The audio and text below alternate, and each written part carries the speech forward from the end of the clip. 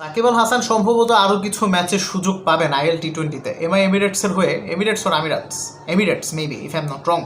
রাশিদ খান তার শেষ ম্যাচটা খেলে ফেলেছেন। তিনি গতকালকে প্লেয়ার অফ দ্য ম্যাচ অ্যাওয়ার্ডটি পাওয়ার পর পোস্ট ম্যাচ প্রেজেন্টেশনে ধারাভাষ্যকার বা প্রেজেন্টারকে বলছিলেন, পাকিস্তানের যে মেয়েটা কমেন্টারি করলো, ধারাভাষ্য করলো, চমৎকার লাগে মেয়েটাকে আমার কমেন্টারি।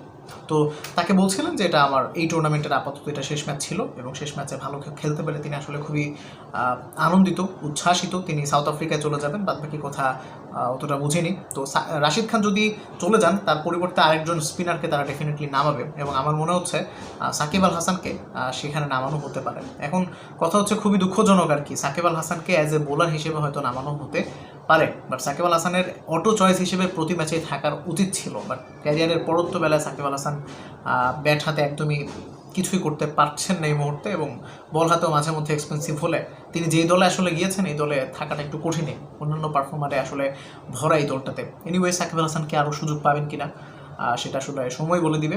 আমরা আশা করবো সবাই সাকিব আল হাসানকে আমরা আবারও মাঠে দেখতে পাবো। বল হাতে ব্যাট হাতে দুইভাবেই তিনি, দুইটা ডিপার্টমেন্টেই তিনি আসলে পারফরমেন্স করবেন। Thanks for watching. আসসালামু আলাইকুম।